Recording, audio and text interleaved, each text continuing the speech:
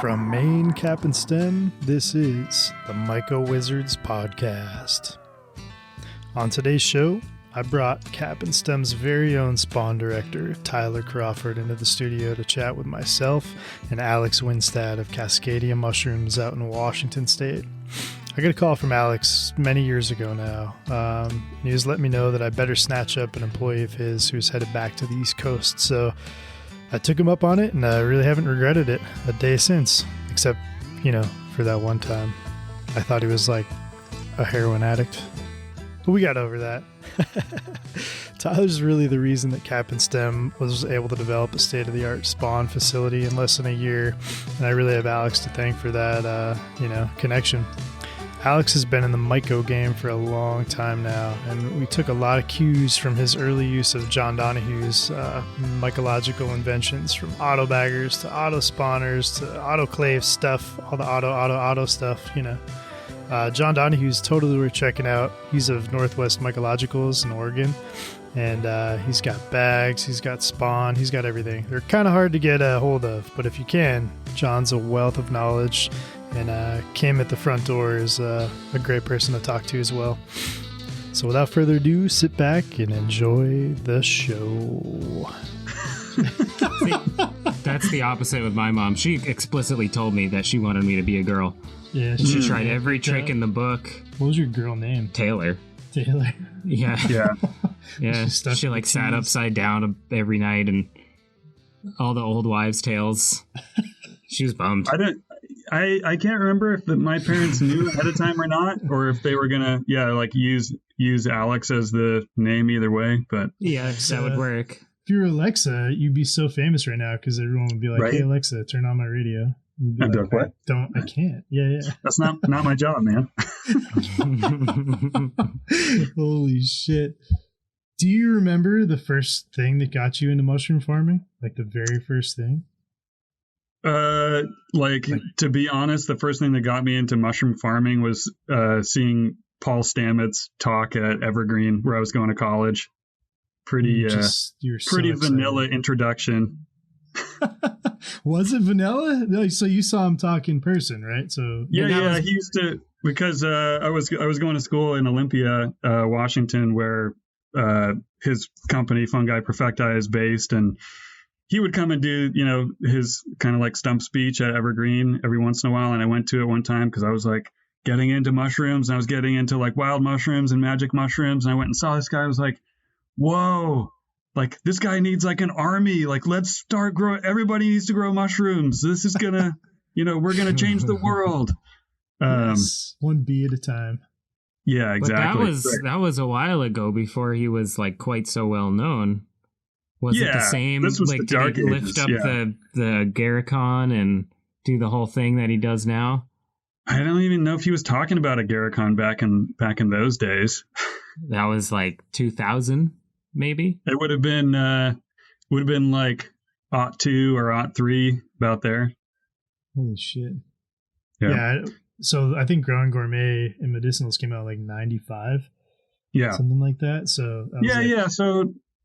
Yeah, it was. I mean, he was getting pretty deep into the medicinal side of things, and but it was I was a environmental science student and like ecology, trying to save the planet, and this guy had all these like practical solutions that mushrooms can fix all of these problems we have, and I was like, yeah, let's do that.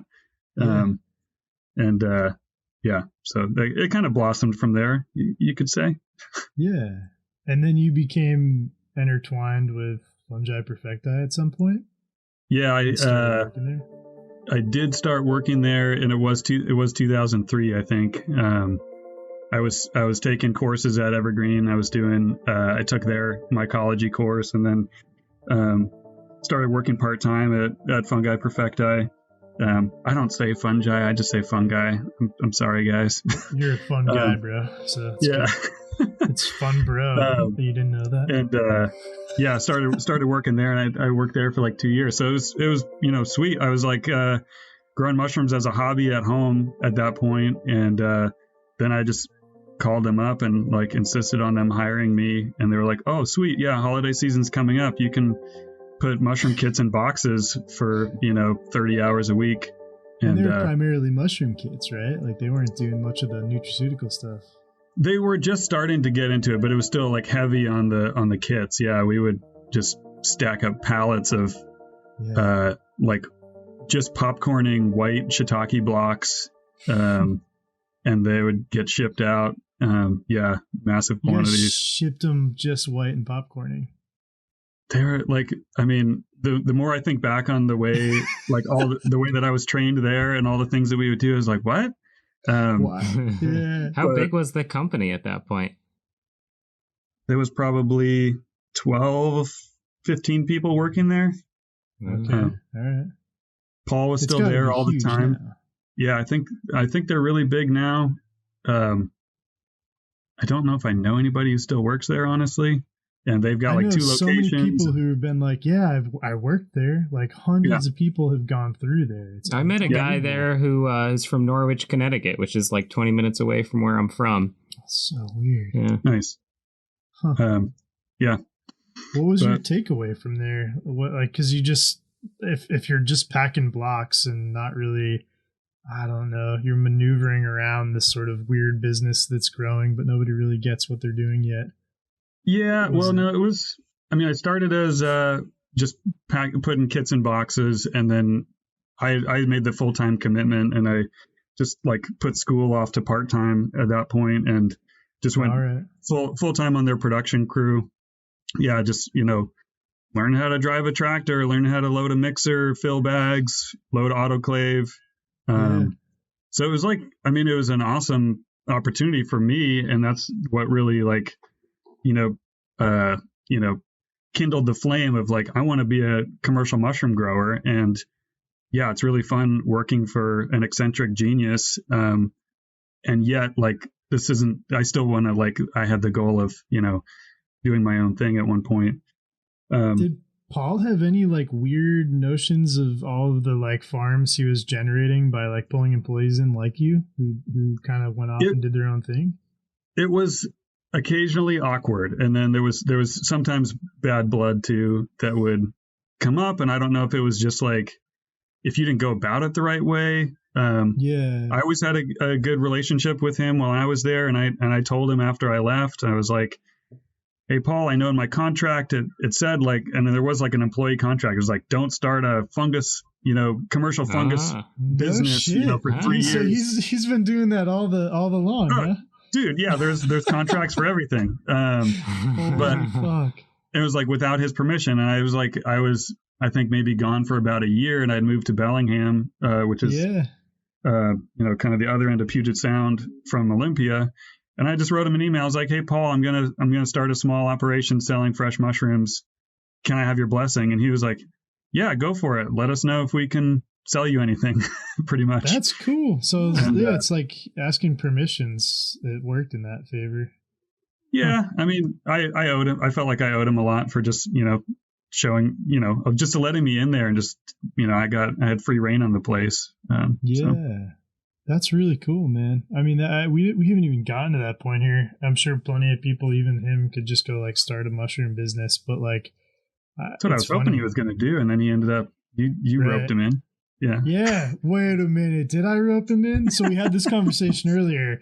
The first time that I think I heard anything about Tyler was because you texted me. I don't remember what the text conversation was in regards to, other than you said somebody on your staff was coming this way and I should hire him because you didn't want to let him go. Yeah. Well, I knew to figure out all the different mushroom farms in Maine. So you went to every fucking one. I went to all of them.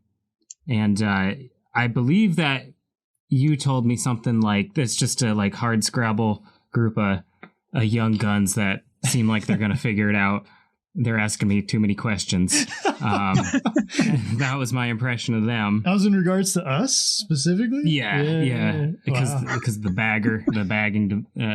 You were pumping Tyler for intel. Oh, yeah, I remember that. Mm-hmm. Right, and you gave us like the first sort of glimpse at John Donahue's sort of setup. Yeah. Mm-hmm. Yep. Yeah. Don't tell. Don't tell. I mean, maybe if I sing it to him in like a folky, way, he'll be like, "Hey, you want to be in my band?" Yeah, like, yeah, sure. yeah. Do it with a mandolin. That's still one of my favorite photos you ever sent me. I was like, man, you couldn't find this if you tried. It's amazing. Yeah. So I guess that was my first like weird introduction to an employee that had anything to do with mushrooms, because I think our goal in the beginning was like, don't hire people with mushroom experience because they're all fucking, they're just nuts like we are. Yeah, it's a wild card, right? It's because you don't know what you never know what type of a system that they worked in, where their first impressions were based. So like, for all you know, somebody who worked at some mushroom farm could just be a complete crapshoot, and you got to undo a whole bunch of bad, habits and stuff. Yeah. But like I remember coming, I toured all the different farms, and I remember coming here and realizing that there were just so many clear-cut parallels between how you have your thing set up and how they had cap and stem set up.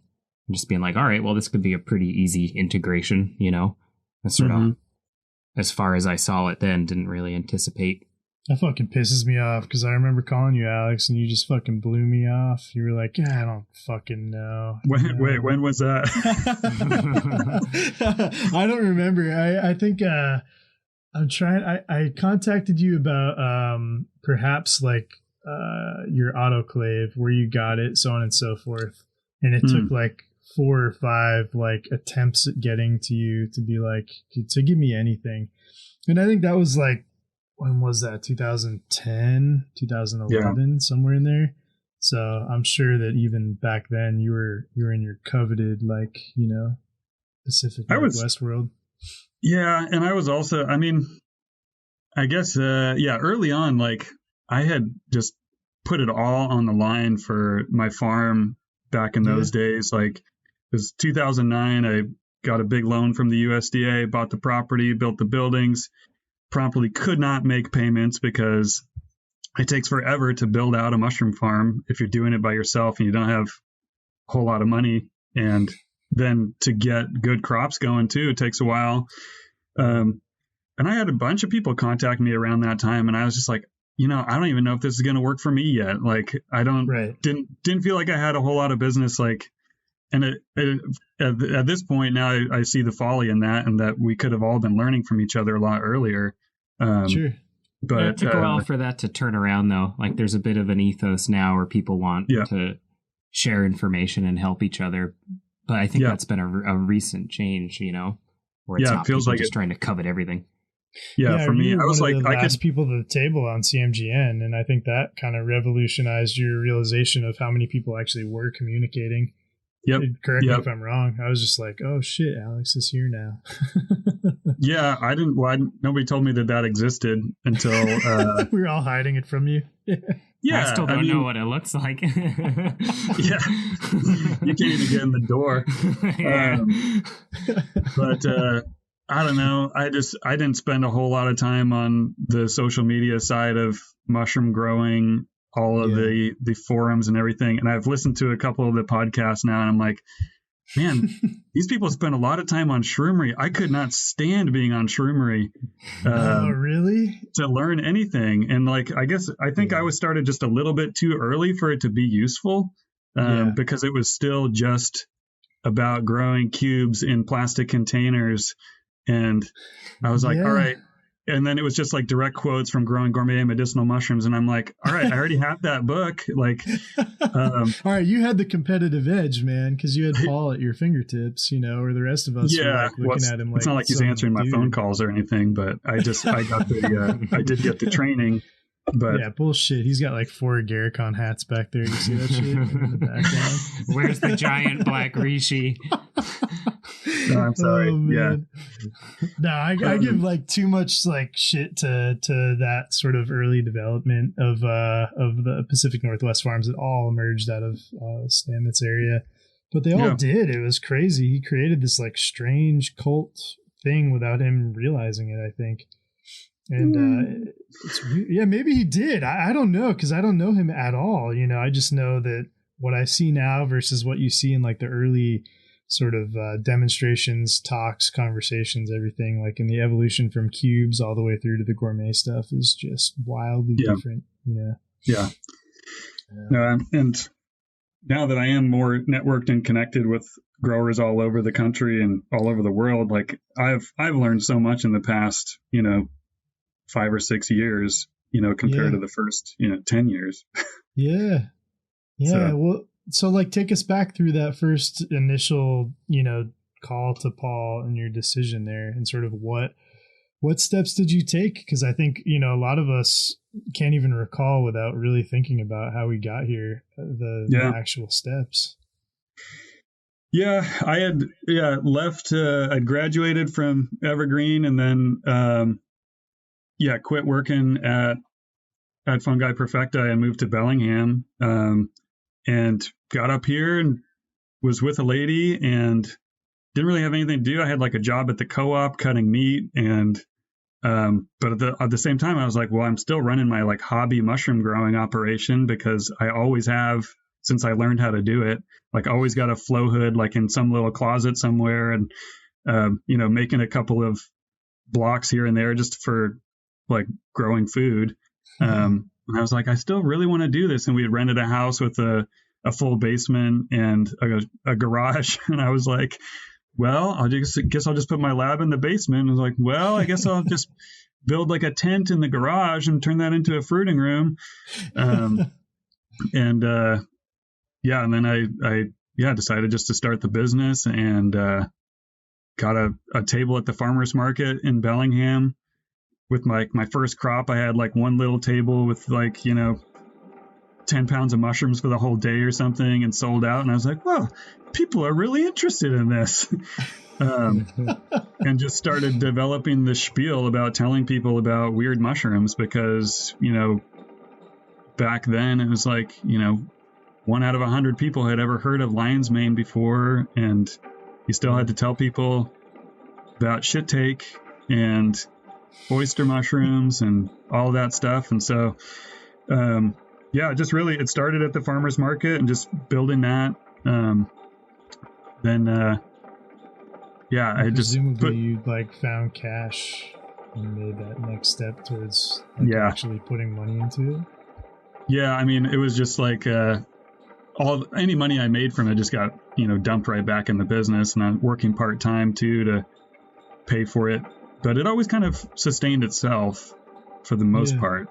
And then I moved to another place where I was living by myself in a cabin out in the Mount Baker foothills. And I had like a cabin with a full basement. And then like on the property, the landlord also had a portable building. It was, like a building up on blocks.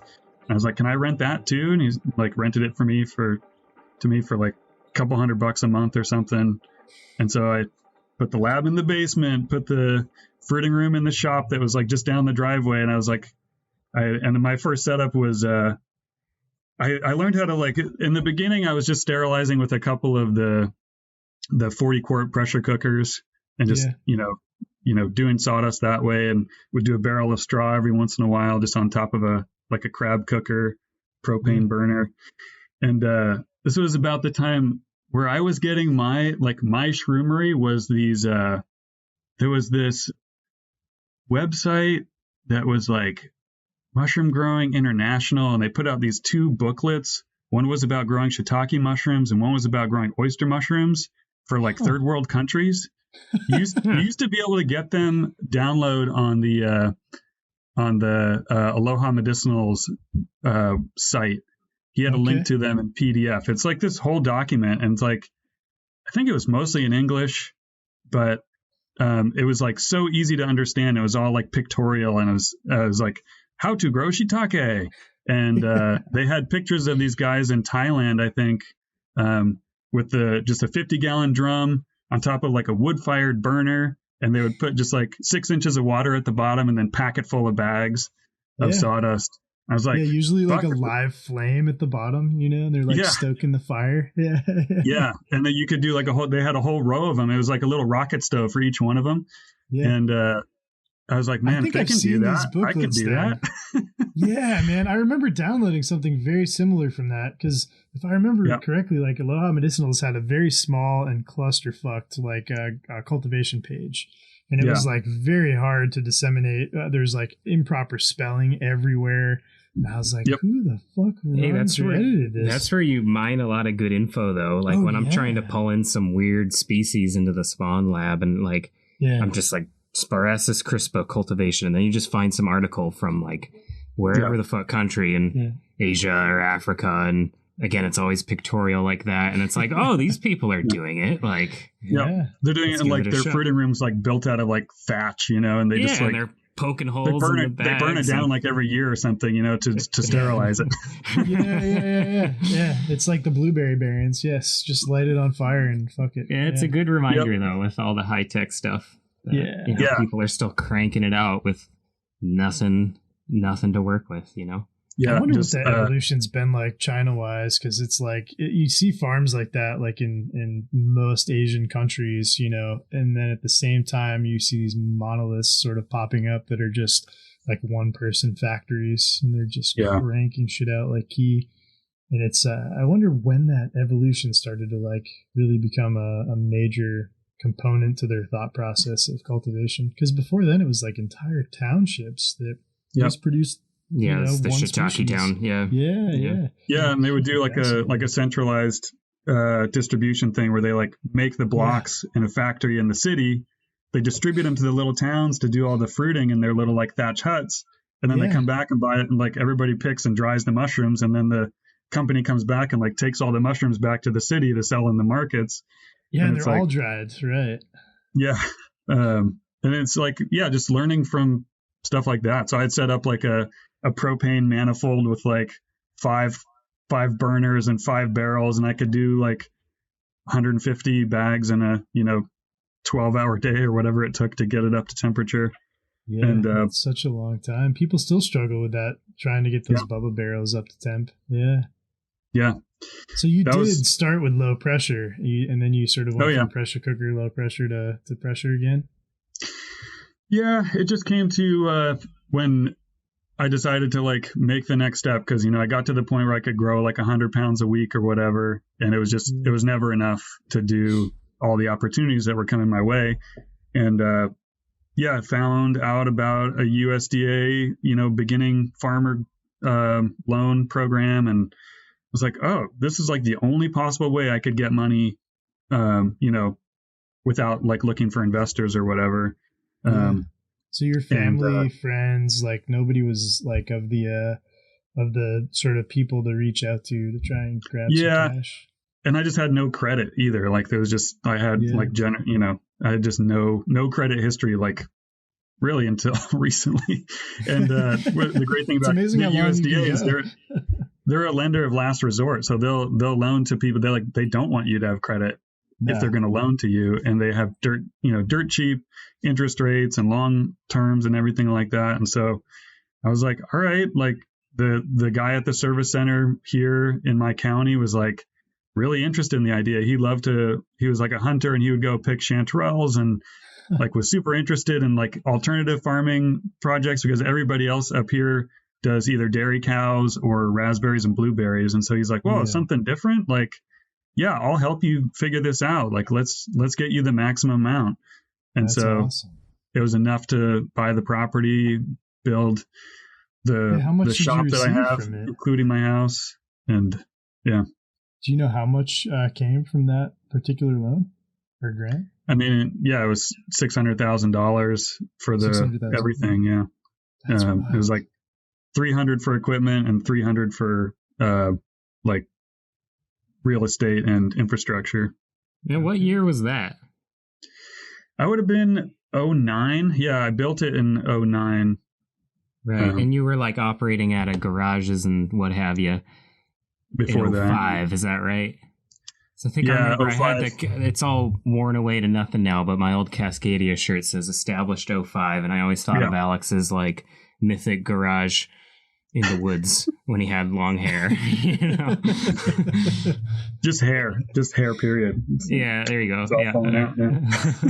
Yeah, I just keep wearing a hat to hope that I can hold it all in, you know. Just hope it stays, man. That's pretty incredible. So at what point did Tyler come into that picture? What were you were sort of established at that point, and you had your sort of facility fully. Tyler, I want to know how selective my memory is, because I could have a complete turnaround thing. When did Tyler come in and save the day? He was the white knight. He always is until he's puking on the doorstep. He's a fucking junkie. He was saying that tonight. He's like, I'm pretty sure that happened the first time I worked. It hadn't occurred to me, but like both a week into working for you, Alex, and a week into working for Eric, I had a Crohn's flare up and like was a complete mess. You remember I went into the hospital and then you were like terrified because I came back to work after getting my guts ripped out like 5 days later. Yeah, that was freaky. Yeah. You're so nice. I was just like, dude, we hired a junkie. Yeah. You were concerned. He was convinced I was on heroin. He was going to call you and yell at you. Yeah. Sent me a broken mushroom farmer. Yeah, dude. You said you wouldn't ever give him up if you couldn't. We've been through so much together at that point. So right. The Tyler came. He came to one of our workshops. We were at that point. I was still enthusiastic enough about my work that I would want to teach other people about it.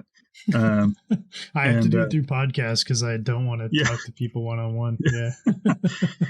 We would do like on-farm workshops like twice a year that we just teach people about growing mushrooms in their gardens and like have them pack straw bags and, show them around the place and make them feel like mushroom farmers for a day.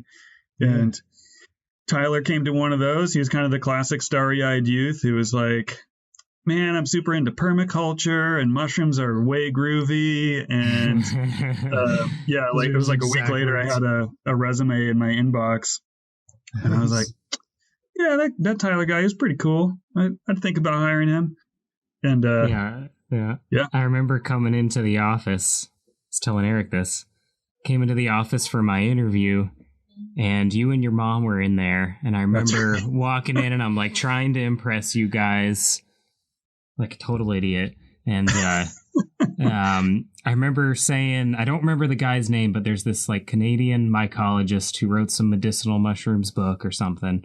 And I remember David Arroyo. You guys were asking me like, what experience do you have? And I was like, well, I went on a foraging trip with, and I couldn't remember his name. And I remember your mom just stone cold was like, Paul Stamets.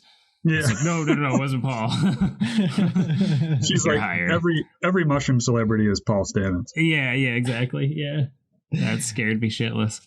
He's definitely attracted the mom crowd, that's for sure. Like everybody who's over the age of a soccer mom is like, oh, have you heard of this man? He gets bees on his face and then solves the world's problems. And that's what you're doing, honey. You're saving the world too. Slather the honey on you. Yeah, you're like, what the fuck? Jesus. Making mama proud. Yep. Just like that's right, man. You aced that interview. It was like, oh yeah, even my mom liked him. She liked me, really? Oh, that's good. Yeah. Was she a hard read? Is that the? I thought she was like. She's gonna kill you. I thought she was trying to defend her son. Yeah, I saw like serious mama bear impulses. Good poker face. Yeah. Yeah. You don't want to mess with Oksana. No. Don't. Her name is Oksana. Oksana. Okay, I was like Oksana. Yeah. You don't have a name that cool. No, that's still a radical name. Does she work with you still, or no? At that point, we were. She was helping me with a grant that we had gotten, and she was helping like with the like submitting our grant reports and stuff like that. She's a very detail oriented office person, so I pull her in when I need like special help. And she's happy to help. She's falling apart. Yeah, she's retired, but she comes into my office. She's like, "This place is a mess." That's good to have those people, man. I'm very like disorganized at moments, and then ultra organized, and I have to have people around me organized. Otherwise, I'll just fucking lose it all. Can't ever find anything. So I sympathize, but I think that's part of like owning something. You can't have everything perfect all the time. You just have to live in disaster. Yep. and have a good feel for it. It's like my pile system. Oh yeah. It's like, I know where that shit is. Yeah, and then I go through my piles and I'm like, wait, where'd this check from like 6 months ago come from?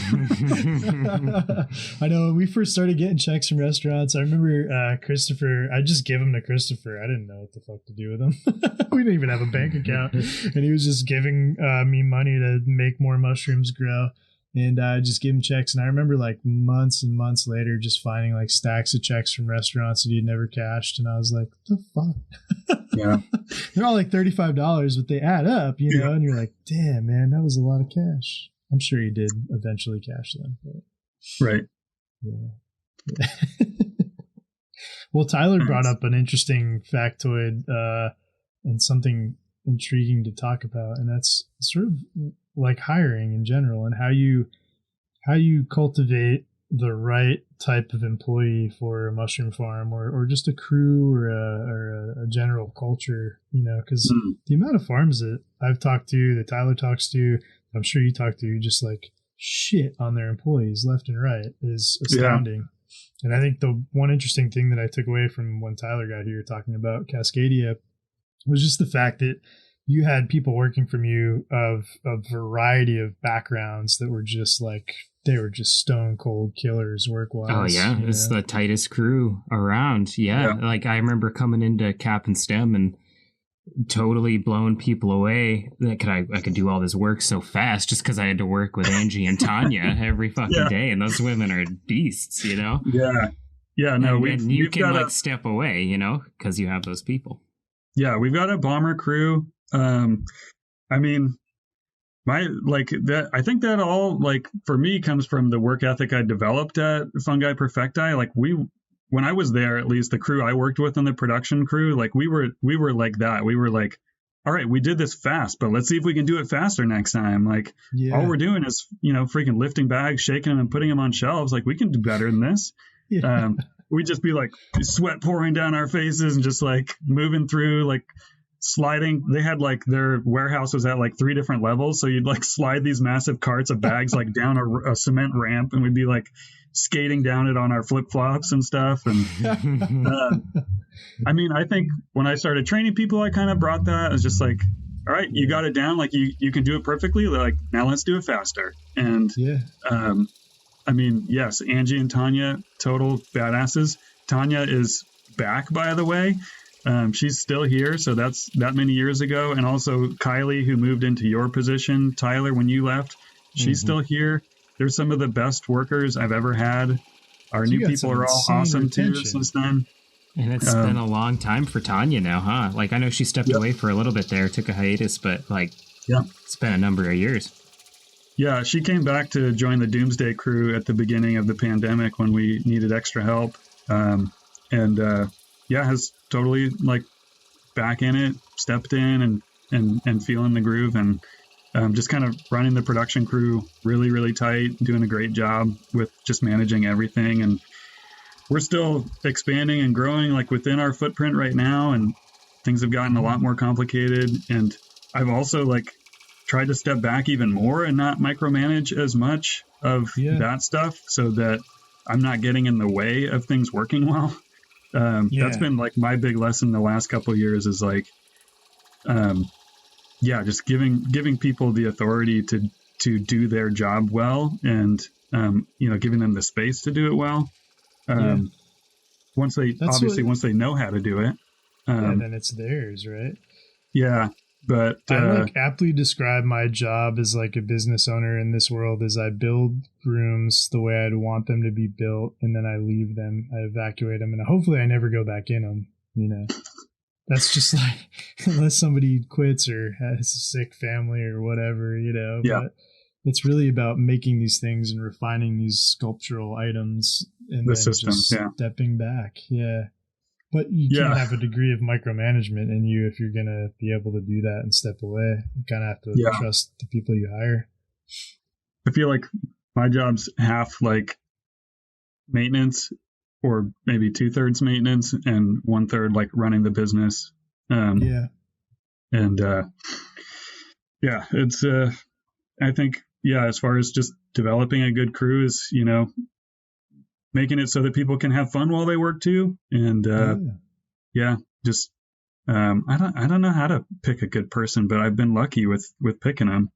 I think you just get lucky, right? Like that's half the battle in this thing is if you're not like fronting a fake persona and people actually seem like they want to be there, you end up doing all right, you know? Yeah. It's when I think the people hiring are like putting up this thing like this is a serious position and you're bound to stay here forever. And you're like, that's not realistic at all. Yeah. You know? Yeah, and Eric, you were just saying too, like so much of it's just like your first read. Like if you're someone who can cultivate a good sense of judgment about those first impressions, you can get it right a lot of the time, you know? Yeah. We've like refined our interview questions too quite a bit to like, you know, pick out people who have certain types of experience, you know, that will be good at production type work and not like we've broken a couple people, you know, that they just don't last. It's like less than 6 months. And so it's just, you know, kind of finding those questions. And then like once they get here, they kind of have like 3 months to prove themselves, you know, and then if it's not working out, we got to have like a talk. And I haven't really had to do that. So people, and then people sort of, you know, if you're not into the work and you can't handle it, like people self-select and kind of move on. That's my like number one goal is trying to like perpetually get people to move on. I like stagnant, you know, sort of work is tough. And, you know, a lot of this is so repetitive and redundant that you can like sense it when somebody's just like they need to be gone, you know. You just have to push them to actually go, you know.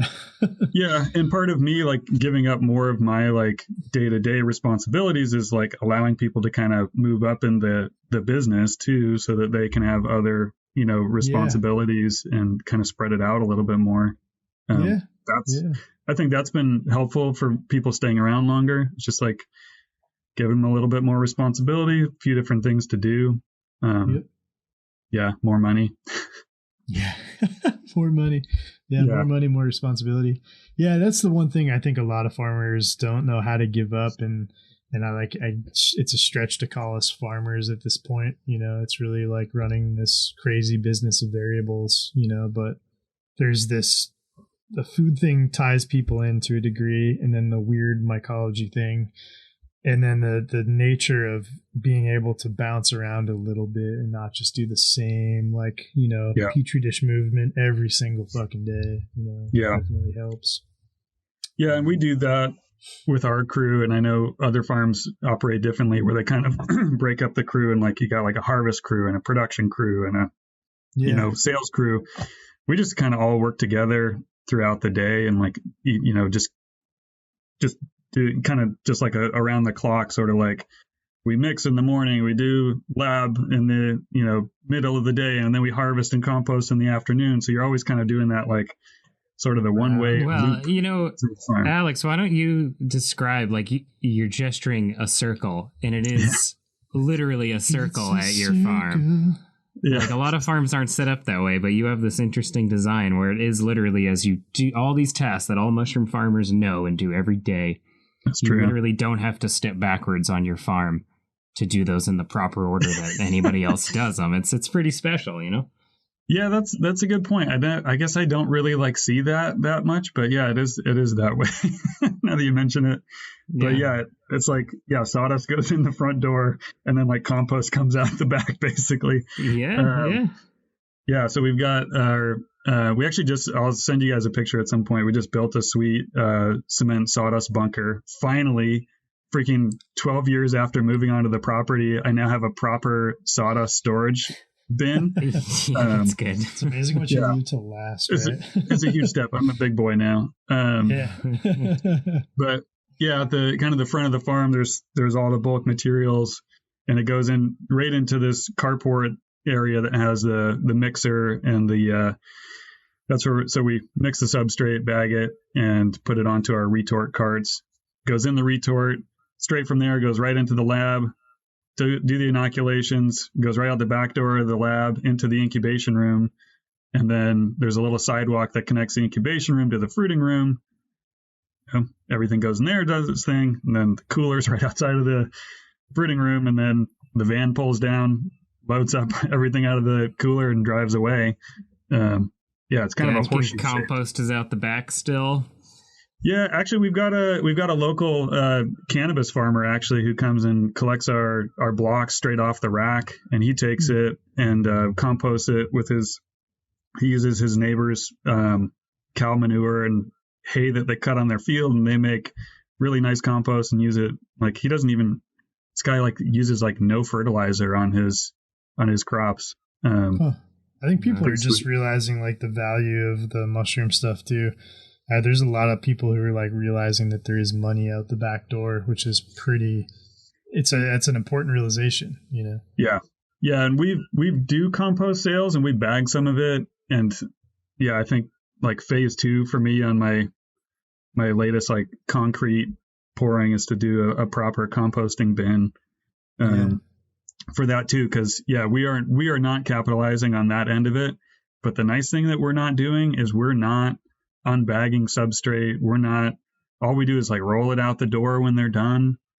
Truck comes, picks it up, drives it away. And that's like, a deal. We only have to like actually empty compost, like, for like an hour per week or something like that. Like, wow. If we just have too much that the guy can't take, it's just like, all right, we'll throw it in our pile, and we'll bag it up and take it to farmer's market. But that's pretty cool. Yeah. So it's like hard for me to give up on that idea of not having to unbag all the substrate that stays in bags and do all that. But it would be nice to be offering that, because it's helpful. What's that? You mean just fresh compost, like stuff you throw in like a mixer and actually bag up? That's what we'd like to be doing, just to get that like finished compost, between like March 1st and May 30th, we get, 10 calls a week for people wanting to come and fill their pickup truck with compost. And we pretty much just say no, because we don't have it available. Like we're selling it for $6 a cubic foot at the farmer's market. Damn, that's pretty good. Yeah. And so, and because we have this other farmer coming and taking all of our stuff, we don't have just like bulk quantities we can be selling right now. Yeah. Yeah, and he uses it specifically for his soil, so he's not even making like a value-added product from it at all. He's just using it. He's just saving money and putting in sweat equity instead, because he comes and does all the work.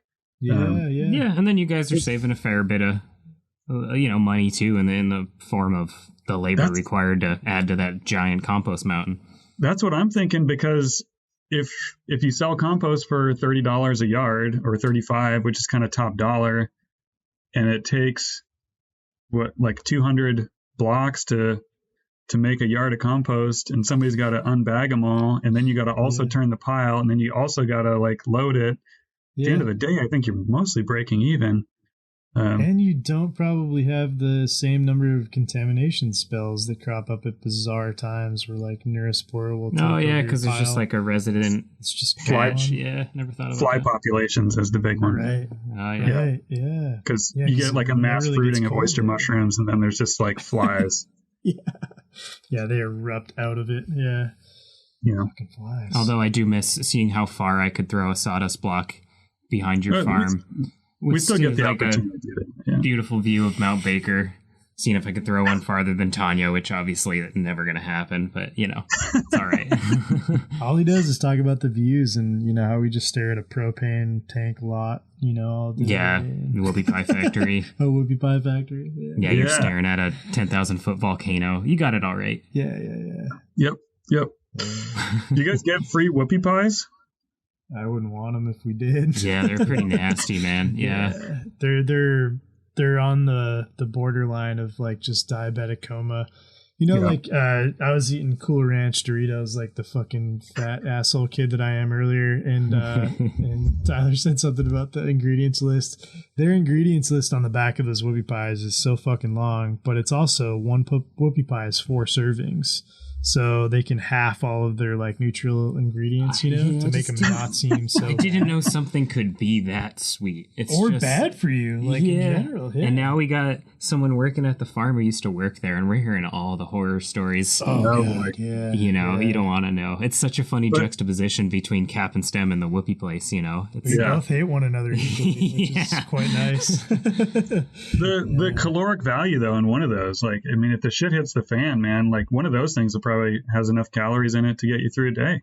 Yeah, that's a good point. Yeah, we don't really have much of a leg to stand on. It is very much doomsday ready food, without a doubt.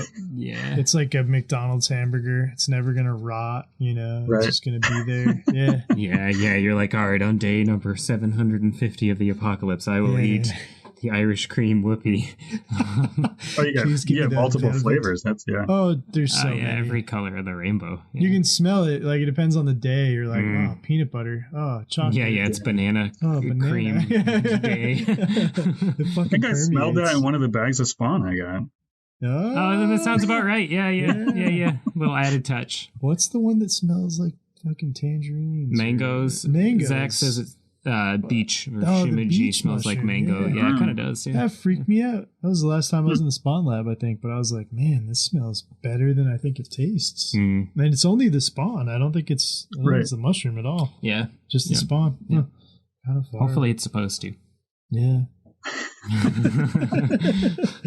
Oh my goodness.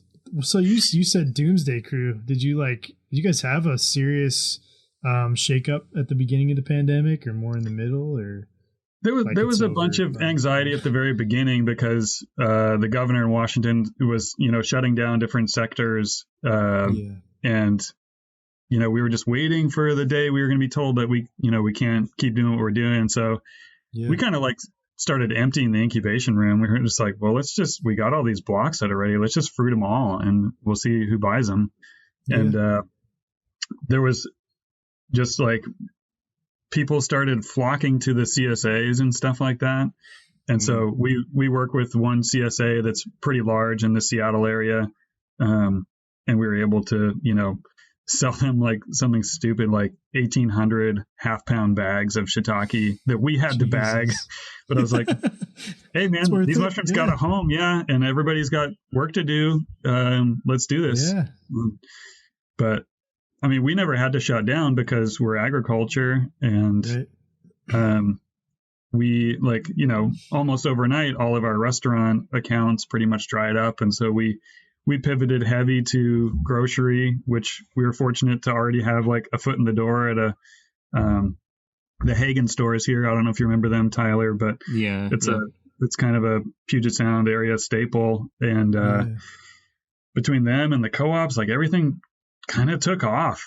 So we had a banner year overall, but at the beginning, there was when school shut down, we had one of our employees couldn't have childcare, and so she wasn't able to work.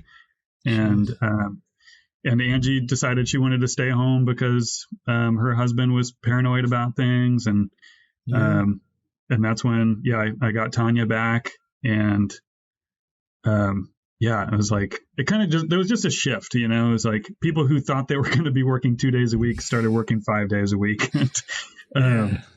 It was things like that. And I was just, working my ass off at the beginning of that. And that was the whole thing about 2020 is man, we did really well, but we worked harder than ever for everything. Yeah, man. Yeah. I didn't realize until maybe a couple months ago how difficult this year actually was, holy shit, man, we didn't stop. The minute we kind of pivoted and changed and had all of our farms leave in a day and then come back, and then more came in, it was we're unprepared for the volatility of being a block and or spawn producer in that environment.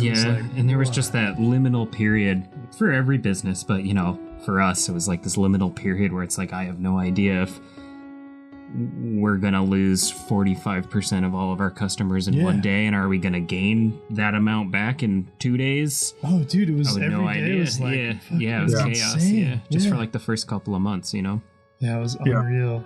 I think that the craziest part, like you said, is not knowing the exemptions and stuff. And I remember printing out, I don't know, I had it around my Oh, I office. think I still have it somewhere buried in the back of my car. Yeah. Well, I wasn't sure. Like, I was like, man, if you get pulled over, are you going to be told to go home? You can't be out. Yeah. You know, we didn't know. So I printed out like the exemption, and I was like, yeah, I just gave it to everybody laminated. I was like, just put it in your fucking car in case somebody tells you can't be out. Yeah, I work at a gun store. I mean, mushroom farm. I mean, whoopie pie factory. I'm essential. Whoopie pies are Swear to essential. God.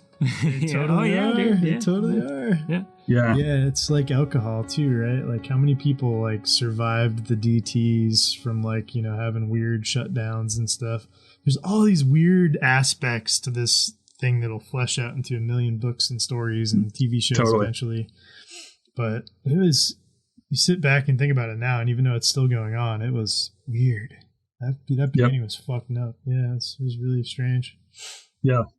And then like I was putting together like plans of like, all right, so what do we do if one of us gets COVID? Like, what happens to all the mushrooms that get picked? What happens to that person? Do they get paid? Do we like all have to, you know, quarantine and stay away from the farm at that point? Yeah. And, I mean, yeah, that's. And I just live bought here. 20 sleeping bags, and I was like, you know, you all can just sleep You're like, you guys can all live here, and we're like, Eric, we have families. So. No, you know, just stay here with me. Yeah. But we don't want to. And you're like, wait, what? Why not? That's true. Yeah. No, I'm glad we made it past it. That was that was insane. I do remember telling a bunch of people here, I was like, don't get COVID, guys. Imagine if all of us weren't here for 3 weeks and then you go back into the incubation room and suddenly there's 600 million rotting substrate blocks. You don't want to deal with that, do you? Oh, no. That's true. That was the fear tactic. Yeah. And what's crazy about Tyler is he had it like down pat. He was sending me fucking like Wuhan scare videos, like of people like running from authority and shit, like months before anything broke. Yeah, I went pretty. He got paranoid. I was down the rabbit hole, so to speak, early on, like early January, and I was like Cassandra from the Greek myths, just like, why doesn't anybody understand me? Yeah, I was like, if anybody here has questions about the looming pandemic that everyone was laughing about, I was like, just consult Tyler. He'll tell you all too much you don't need to know about it. Yeah. Somebody's I feel like prepared. everybody asks you questions. Yeah. Hey, I got whoopie pies, yeah. Right. Yeah. There's a fucking freezer full of them, man. We just need to like, you know, lock up the entire staff and like get all 2,000 of them in there. Just hoard them. Yeah. There's whoopie pies. Oh my goodness. Yeah. We were like, well, at least we'll have mushrooms to eat. And we got toilet paper. Yeah. The toilet paper thing, the mushroom thing. It was amazing how many people started coming to our door for blocks to grow their own, like within a few months of March. You know, it was weird. Just regular folks, people want to grow them at home for themselves. Yeah, and they would all bitch like they couldn't find us, and I'm like, yeah, we have one sign on the door. The purpose you're is not supposed to be here right now. Yeah. And there's that Maine was really behind the ball with masks and like distancing and anything. I don't think until that was a good like 6-7 months before I saw anybody with a mask in a store. Oh yeah, no, it was like a political a gesture one way or another, and you'd have to know what store you're going into to understand what type of reaction you're gonna get. Yeah, and now everybody's sort of turned around almost a year later, and they're okay with it. You rarely see somebody without a mask on. Right. It took a long time. It was weird. Yeah. It honestly took us a while because we were intentionally trying not to be found by the public to like develop an approach and a system and a protocol for when people actually knock on the door, because you know initially it was just kind of like it was totally ad hoc, and it's just whoever happened to be near there would kind of try to improvise and figure it out and get them what they wanted, you know? Just stay here, I'll bring you back a block. It's super awkward. we keep super private on like any map finding stuff too. It's just like I don't know how some people still randomly show up, but like we just field the calls and we're just like we're not open. No. Was that guy that old man who rode the trick bike to the Bellingham Farmers Market and asked for the blocks with the white compound and the blocks with the brown compound? Remember that guy? He's still coming around. We were actually just talking about him That a guy couple days he ago. rules, yeah. Dude, that guy was a piece of work, man. We ended up having problems with him. Was his name Terry? Yeah, I think it was Terry. Yeah. Yeah, he was like, he wanted basically like an injectable bag so he could grow psilocybin mushrooms on it. And Sure.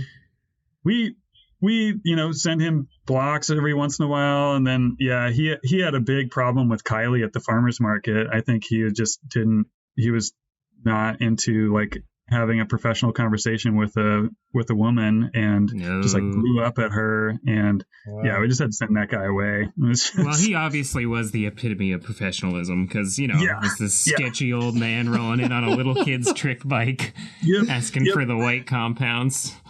Right. That's amazing. And it's just like, well, it's like, yeah, I'll take your, well, I can't remember what we were charging him, but it was ridiculous. He was like, okay with it.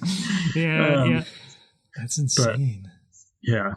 People are weird about mushrooms. That's a funny thing, though. Like, the Bellingham Farmers Market is like a real institution compared to many other places I've been. I mean, you probably know it's been around forever, and it's established, in a way that other places that's still kind of a novelty.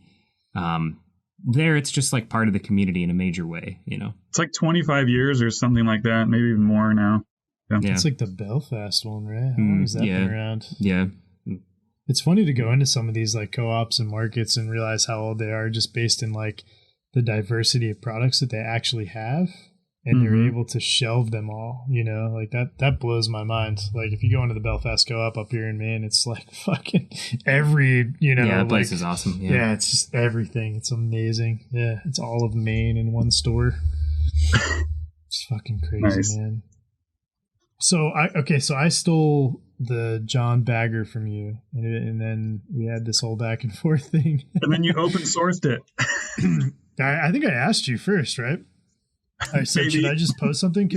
I made one for, I think I made one for like Brandon, or no, I made one for somebody, and then somebody at Pack Manufacturing.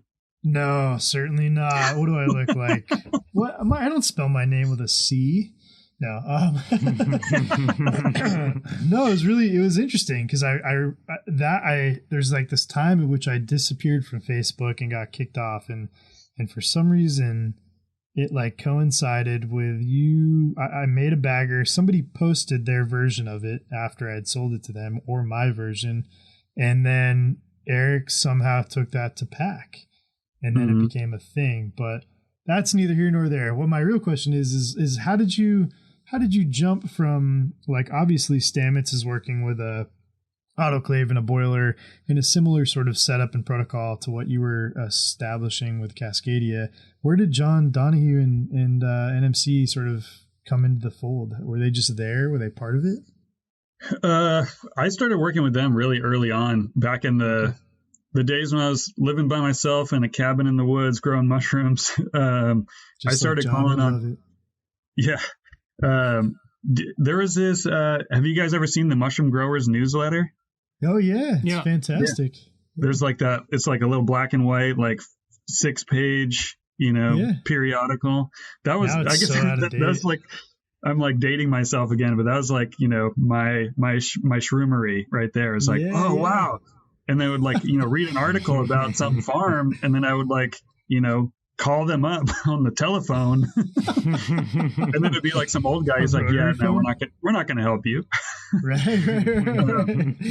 You're too close. But you're in Nebraska.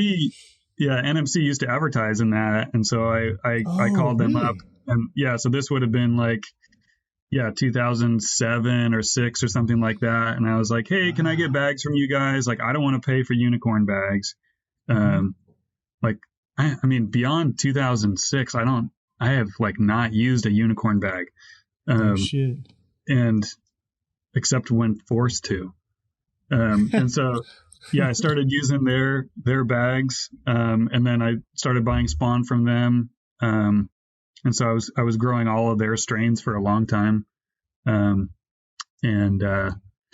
then it came to the point where I was getting ready to expand the farm, and then I used John Donahue as my consultant for designing the layout of the farm, or at least the capacity. And I actually designed my farm for just growing shiitake, and it was like the plan was to do 800 blocks a week, 3 flushes per block. So it was like, holy shit. So my fruiting room is massively oversized compared to the incubation room because it was like designed for like a 12-week fruiting period. With a 3 soaking process, which is just ridiculous. I did it like once and I was like, nope, never doing that. Because like once you have a mixer and a retort and all that stuff, it's just like, why would you go through all that trouble of soaking a block to get like 3 more mushrooms? Real estate. Why not crank out more blocks? Yeah, and just have a new one. And but anyway, so John helped me with the design. He helped me like size my HVAC equipment. So he was like my very first, professional consultant, which was awesome. And he also, I bought his bagger. He has like climate control systems too that, do, control the heating, cooling. Does he really? I didn't even realize. Yeah, he's got so much. You would never know unless he emails you this fucking fucked up PDF. It's like it's dad tech stuff. It's like a couple of like Ranco thermostats like mounted into like this sweet like set. I'm making like the mushroom growers museum of all the old equipment I'm like taking out now. Like, you gotta save it all. It's got like an oval glass window on it, and it's super cool. It's like totally like Life Aquatic, like of Steve Zissou, like sort of stuff in there. And it's got like little like dip switch timers in it and everything for humidity and for your like intake fans and all that. Without like a whole lot of sensors, it only has temperature sensors. So I got like the full like NMC designed shiitake farm. Which was a really great place for me to start. And this was part of this original 600K. This is like when you decided to pull the trigger on the John Donnie. Yeah, stuff. And I built all my shelves out of 2x4s and 1/2-inch EMT conduit, just did everything's in insulated greenhouses, which was John's design. Also, it's like the Irish mushroom house or the Dutch mushroom house, whoever you want to give credit to for that. And so it's a super efficient and cheap building system. Sure. And they're both 30 by 95 structures. Yep. With 6 inches of insulation and like full HVAC. It works, and it worked for a long time until we started packing it really, really full, and then there just wasn't enough cooling capacity. And so I've had to like re-engineer all that stuff. Yeah. Well, I mean, that's like the interesting part about going with some of these older models that are really designed towards like just the assumption that you can't crank like a massive first yield and just be done with your block, that's relatively new. Even like, Tyler and Mycelia, they were like, how much do you get on a first flush? No, like everyone, I was blown away. Everyone in Europe was just like stupefied by are completely crazy how much nitrogen we pack into things and how much the size of the fruits we get, because their system might be really, really streamlined and incredibly organized. Yeah. But it's this low supplementation, slow process. Our blue oysters take, let's say, 2 weeks. Theirs take 3.5, and like it's just everything kind of gets stretched out. Well, and that's the link to John and Magda, because I remember seeing an article with both of them in it and talking about the sort of processes and such, and you realize that like that generation of mushroom farming just went that direction. That was their degree and push for technology, and that was it. Yep. And I mean, the price for shiitake back then was so much higher than it is now. When they first came to the States, I think wholesale prices were high enough that a small scale log farm could be making a living. That's crazy to think about. And that getting multiple flushes off of a block made sense. And doing everything in different types of buildings too, because building prices were lower too. It was like $10 a square foot to build a pole barn back then. And now it's like 40 or something like that. Well, it's just funny too, like taking some of the John instrumentation, like Unistrut, and like looking at it from the vantage point of what's around, And if you just have fucking Unistrut around, why wouldn't you see that? It's like a guide for a shuttle board, and you're like, holy shit, it's just all right in front of you. So it's interesting, man. So that was your tie. Do you know, I remember like first asking like you and Will about it because you guys have a very similar setup, but did he do the same thing at the same time that you know of? Did he sort of like come into the fold and start working with John before or at the same time you did? It was definitely a bit later. I can't remember exactly when Will got started. It was when I first met Will, I had already like moved to my current location and was forever home. Yeah, we'll see about that. And I met Will. I totally blew Will off at the beginning too, because I was like, I'm trying to get in the Seattle markets. This guy's down in the Seattle area. Like, I don't need competition. Right. But like, we've grown to become friends and colleagues and comrades, collaborators too. It's a lot of C's, my man. Jesus. Yeah, so he was, and I think maybe I pointed him toward NMC, or maybe he was getting into it and asking me about it, and he was also like a really early adopter of the 3782 shiitake, and he was telling me about his crazy yields, and I was like, nah, that can't be right. And I tried growing the 3782, and I was growing, and this is all shiitake for the listeners at home who don't know the lingo. They don't listen this far into a podcast about mushrooms if they don't know. They already know the lingo. Yeah. I was growing the 321 shiitake from NMC for forever, and just like a beautiful mushroom, like super high quality, but we're getting like a half a pound to 3/4 of a pound per block, and inconsistent sometimes. Sometimes it just overpins like crazy and you get tiny mushrooms, and Will's getting like these massive yields, and he tried the 321, he tried a whole bunch of other shiitake. He's like, nothing beats these 82s. And I was like, yeah, whatever. Well, yeah, give me some and I'll try it. And I tried it and I was like, I just don't like the mushroom. I just can't take the mushroom. Like the quality of it is a completely different product than what we were doing and what we were like trying to push for, and like show people that like what these specialty mushrooms could be, because 3782 just like it's a thin soft mushroom that doesn't have a great shelf life, and we were going for like, you're already such an established business at that point, and like shiitakes is a huge, I know it still is like a huge part of what you guys do, and you've already you got this really established market in the Bellingham area, and people already associate you with these beautiful high quality shiitakes, and what are you going to do? Send them a bunch of thin, fleshy little ones? It's not going to work, Yeah, we actually had like multiple people just be like, well, as long as you guys have that mushroom, like just call me when you have the normal ones. That was a hard transition, man. I remember doing like straw and a couple other like really nice mushroom strains and for shiitakes.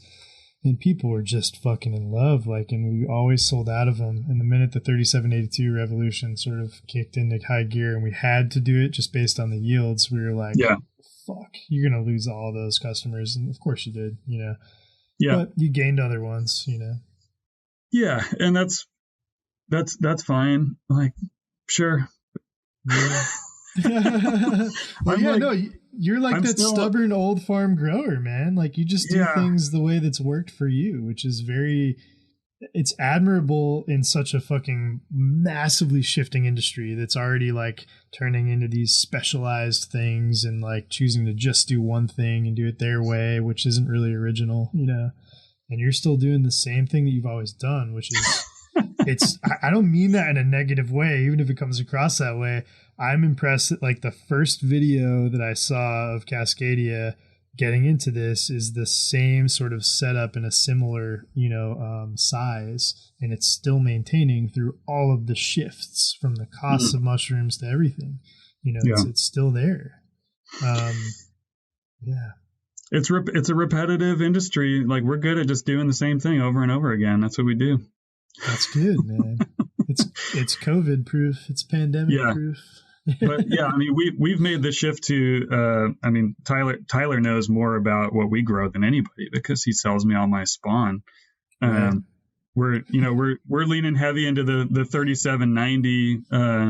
That's our bread and butter right now, and I'm trying to make waves with the Jackie Chan, the JC strain. I just got to get it to work on my farm. I'm trying to put it through its paces here so that it can actually work for us. Well, you're one of the few farms out there that isn't doing like the soy thing and it isn't trying to adopt so quickly to this like one master's mix. Or are you? But I'm actually like in the process of fruiting my first batch of soy substrate JC, and I just looked at it today and I'm like, that's got like a pin set on it. And there you go, right convert, dude. Well, it's the grand experiment with that strain. You know, it's scary for people because I talked to tons of them. You know, it's just like, and we were all scared at them doing it. It's a gamble, but like, hey, we got to try to push forward and give people more options than just the same 3 strains that have always been there. For shiitake, you know, so. Yeah, so, you know, we'll see how that goes. I mean, I'm always down to do a 12-bag experiment, like, you know, and so I've been trying to, like, keep my world, like, open to do that, you know, and, like, keeping my little, like, my one rack in the incubation and fruiting room that I can be like, this is Alex's stuff. Like, just tell me what it does or if it's doing something weird. I label my shit like that, like Eric's don't touch, like it's like that homeless Pikachu. Yeah, there's just like a rotting block with neurospora and some dark corners. That Eric's can experiment. Yeah. Well, a lot of times, like I'll throw it in the fruiting room and then I'll forget about it until it's already been harvested. I'm like, hey, did anybody notice that one with the little green flag on it? And they're like, no. It's not fucking. Like, I think it did something. Yeah, man, you can't run experiments efficiently. I was like getting all fucking bent out of shape the other day because Christopher and I were talking, and I've been doing most of the trialing experience for so long here, and I think he's getting really excited at these new sort of concepts and ideas that we're playing with in terms of sterilization and treatments and stuff for substrate and just different things. And he's going like haywire, and I'm like, you gotta calm down. You need to write a hypothesis and create a control. It's the complete switch, Holy fuck, yeah. I'm like, slow down. He's like, we're building a building. And I'm like, what the fuck, man? No, slow down. And like forever, I was just the one that was like catapulting and dragging everybody along with me. Yeah. But I think I've just slowed down. I don't know. Yeah, and I'm just hiding away in the lab. Yeah. Waiting for to see what happens. Yeah. More plates. Yeah, he's not Mike Tyson, you know. Not trying to it's hard when you're experimenting to, you know, like actually change just a single variable and see what it does. Like you want to like the way that like new stuff is coming at me and I'm learning things, I'm like, well, I'm just going to try it all at once. And then, you know, but then when I go to do a big batch, I'm like, oh, but we forgot to like add the 10 pounds of lime or whatever. And, you know, then it's like, oh yeah, and that one didn't work. And it was actually the one that mattered because we did 1,000 of them or whatever. But yeah, that's the like number one thing I always tell people is like write down every step, the temperature, like, you know, did you have bad gas that day? You know, like it doesn't matter if it seems irrelevant, it's actually pretty relevant, you know, like just fucking write it down because it's going to mean something somewhere, you know, and it sounds crazy. But really, like you stated, this is just, you have to change one variable at a time if you're going to gain a foothold on any changes. Yeah, because you just get so amped and go down the chase of thinking about every possible collinearity with all these experiments you're doing. And before you know it, you forgot what you started with. Yeah. And the whole thing gets disorganized, you know? Right. And there's just so many variables in mushroom growing, and every batch is a little bit different, like no matter how you, I mean, you can eliminate as many of them as you think you can, but it's hard to like, then you got to come up with something that is reproducible. So that's always the trick. I remember having that conversation with Will when he was he let 3790 like get too hot in his incubation and saw the same thing that I had described at some point or another to him or somebody else. And it's amazing how probably me. You don't. Yeah, maybe. Yeah, we did that last summer. Yeah, that was fun. Well, it's interesting how these hot strains and different substrates, and I think that's a John Donahue thing, calling Magda strains hot strains. They really, like, small temperature changes, 2 to 5 degrees, have these like amazing differences in terms of what they'll do morphologically, like as a mushroom, or just not fruit at all, you know. Yeah. And also people pushing towards bulks, bigger giant blocks, you know, and XLS A bags or B bags, they're producing so much fucking heat, it's unbelievable, you know. So we're testing the bounce. I still get freaked out when people do like 12-pound bags. I'm like, for what? You know, like, just take 2 pounds out of there and save it. There's got to be a limit somewhere, I suppose. Yeah. Mm-hmm. Yeah, it seems like there should be, but I don't know. Yeah. Well, we're still sticking with the little bags. Yeah. Are you still using John's bags? For now, yeah. There's been some inconsistencies in qualities, and like I've got John's ear when I need it, and when I've got issues, and like I just sent him back like kind of like a box of all the ones that we couldn't use recently. Yep. And I was just like, this is happening, like, you know, and he's got somebody new who's running his like bag production line, which is, you know, it's like less than 300 miles from my house. You know, these bags are being produced. Like, you can't fight that. Yeah, I like want to honor like what he's done, and like you know, the fact that they are made locally ish. There's you know there's definitely some benefit to that like I know I can actually call him up and like say, hey, can you make this custom size for me? And you know, he's like, well, you know, we can fit it in at some point, but you know, you're gonna have to get 3 boxes or whatever. I'm like, sweet, a 3,000 bag minimum for like, you know, I want one that's like 2 inches shorter or something like that. Yeah. Like they're able to do that kind of stuff. That's good. Their bags have always been, you know, for the most part, really, really good for us. And we know them, and they work. So that's good. And it's also nice that it's so close and you have that established relationship. Whereas, you know, a lot of us buying from Unicorn, Sacco 2 and so forth, you know, there's pretty long distance to get from A to B. Yep. And if you want to be efficient about it, you want to order as much as might make sense for your operation, then you're just hoping they all come in of the perfect quality that you're hoping for. Yeah, and it can be a big gamble if you're ordering, let's say, like a pallet of bags and they're defective in some way. You know, that's a tough break.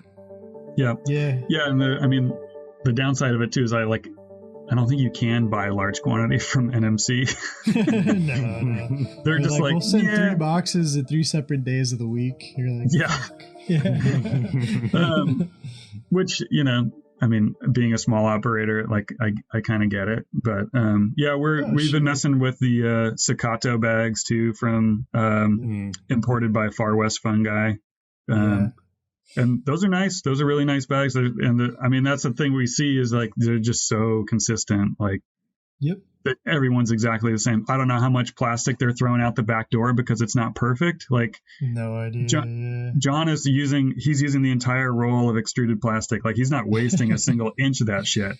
Well, he's got to, right? Like, margins in the States versus an imported product like that it's night and day. Yeah, the fact that we can get those imported Japanese bags for the exact same price delivered is kind of crazy. But they're good, and they've got like nice options too. So that's good, man.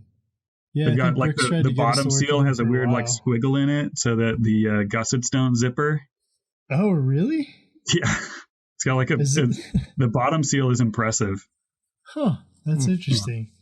Yeah, we tried to work with them for a hot second, and I don't know why we didn't really stick with them at all, except for the spawn factor. Yeah, Brick sent us every variety under the sun, which I know he did with a bunch of people.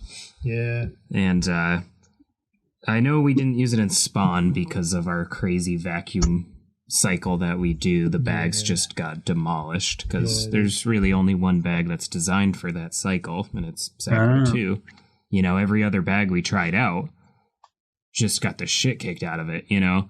Interesting. The Sacco 2 held up, and that sort of was the impetus to be like, okay, that's what we have to go with, you know. It's amazing how much I don't know about plastics. polymers and extruding processes. And I'm like, I was trying to talk a little bit with not Gary from Unicorn. What was his name? Blanking on his name too. Yeah, Great interview though. Garrett from Unicorn. And it was interesting, like how much is actually coveted in the process of production, for these bags. And it's amazing how few people are actually doing it, and how nobody else has really come along, like on the state side. It's just Lou and John. That's it. And they're like mortal enemies as far as Neil Brandt's concerned. Right. Neil's also convinced that John and Magda from Mycelia are brutal enemies, or maybe unrequited lovers. Right. I think they definitely had a relationship. Yeah. I'm making the assumption. Yeah. Oh, that's positive pressure. Positive pressure. Positive pressure, overpressure. Pick one. Sluice or if you know what I mean. Yeah. Yeah. Well, breathe CO2. All right. We all consume oxygen, man. We all consume it, dude. Yeah. What are those? So the Sacco 2 bags not made in the U.S.? No, they're from Belgium. That's literally the same area. I don't know what they want Peter to disclose and not disclose, but same area as Mycelia. Yeah, they're sister companies. Okay, yeah. Interesting. Yeah, they're impressive. They kept it pretty coveted when you were over there, right?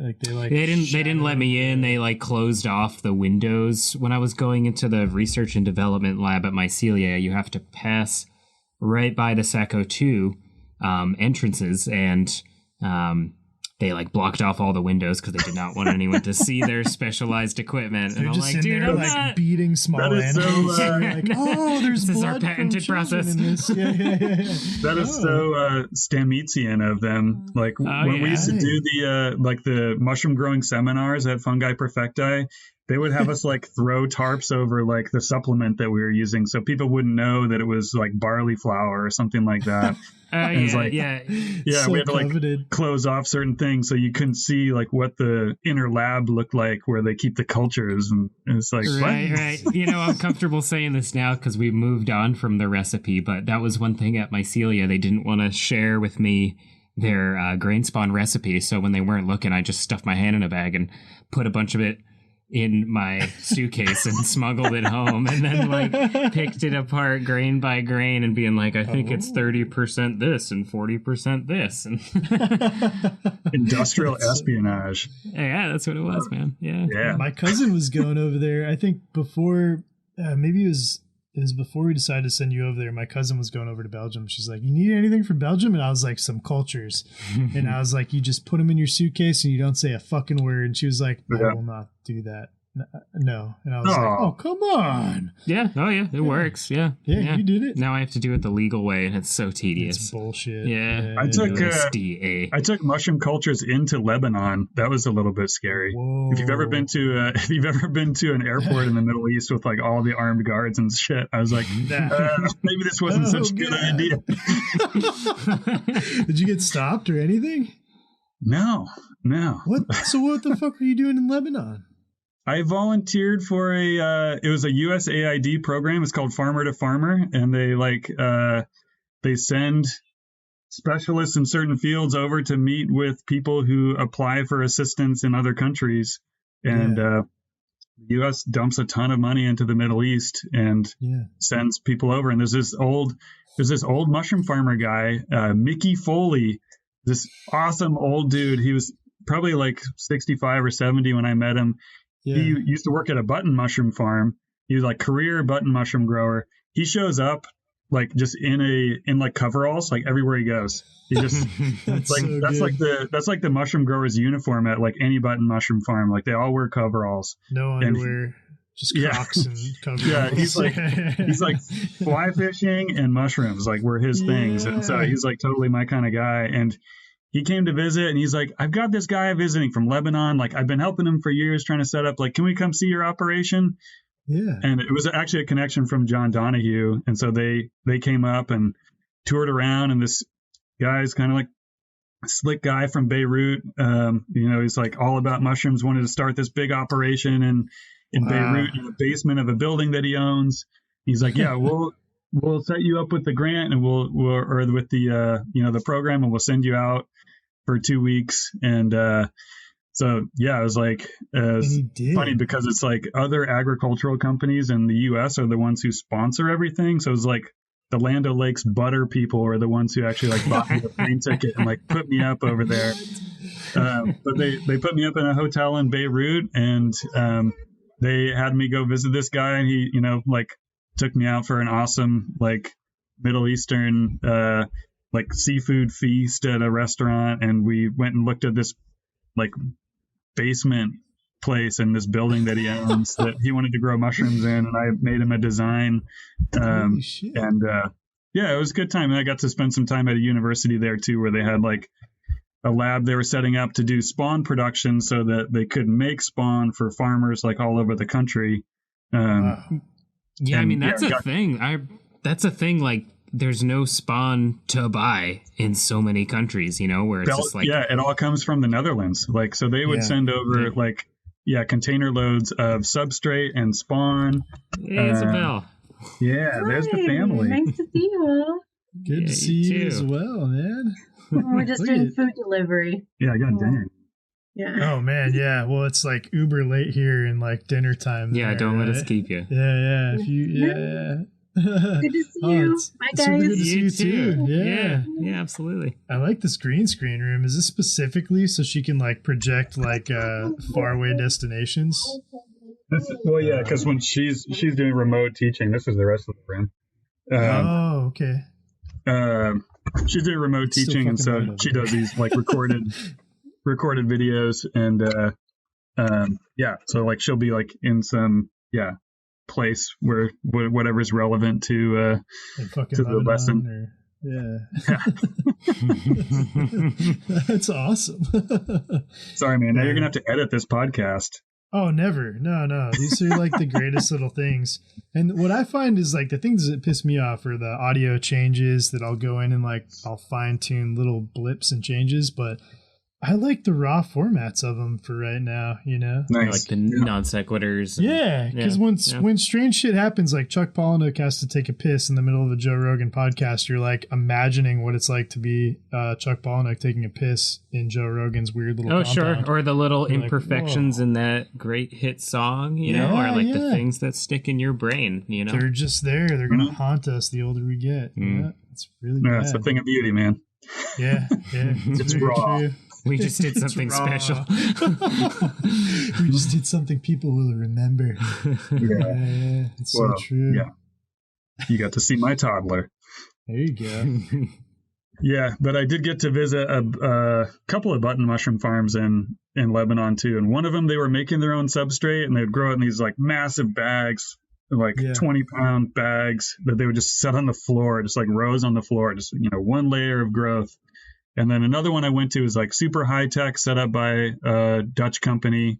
Got to like meet the Dutch representative, and it was all just like bricks of substrate that they send over and open up on shelves. And they've got like the human elevator for the pickers to like go up and down, which I thought was badass. I want one of those, but dude, it's pretty cool. Some of those automated Dutch button systems in particular blow my mind. Yeah, even more so than like the automated log production. It's phenomenal to watch. Yeah, it's such an efficient, actually that's like the most efficient mushroom to grow right there as far as cost and everything. But we all know why we don't do that. Yeah. Well, it's very. Wait, do we? Should we talk about this? I don't know. Should we know that we don't know? No. Well, I mean, you're not going to turn around and sell button mushrooms for $10 a pound at the farmer's market. I've tried to do it, and people just don't buy it. They're like, I could get portobellos anywhere. You're like, dude, this is Prince Agaricus. What don't you understand? It's got a P in front of it. Yeah, maybe with that one. I've grown some agaricus and tried to sell it at the farmer's market, and people, maybe I would have to like stick with it for longer before they pick it up. And this is also in the dark ages when I was like, not doing sure things all the time. And people weren't into it. Yeah, you're taking chances. Well, it seems like you took that model of like, I worked for this farm out in Arizona, and they're like numero uno thing to just say, because they both came from, working in the Arizona Valley and had money, was if you're going to start a farm, start a big farm. Because if you start a small farm, you're just going to fucking fail. And I felt like I always needed to disprove that. And I think the majority of small mushroom farms like start with no cash flow whatsoever, no capital, no nothing, and they somehow make it. But you're an example of like somebody who actually started with 600K, you know, like that's a very interesting model to even jump into, and it's ballsy as all hell. Even if somebody offered me 600K back when we first started, I don't think I would have taken it. I'd have been like, no, I'm an art school kid. I don't know what the fuck to do with $600,000. Yeah, and there's like a sudden like mind fuck that can go through your mind where you're like suddenly envisioning having an army of employees and like incredible liability right off the bat. Whereas like, you know, if your business grows, it grows slowly. Yeah. If you start small, that is, you know, and that's a more feasible thing. It's like the, you know, figurative frog in warming water. Whereas if it's suddenly like, you have a $10 million farm, you're like, not ready. Yeah.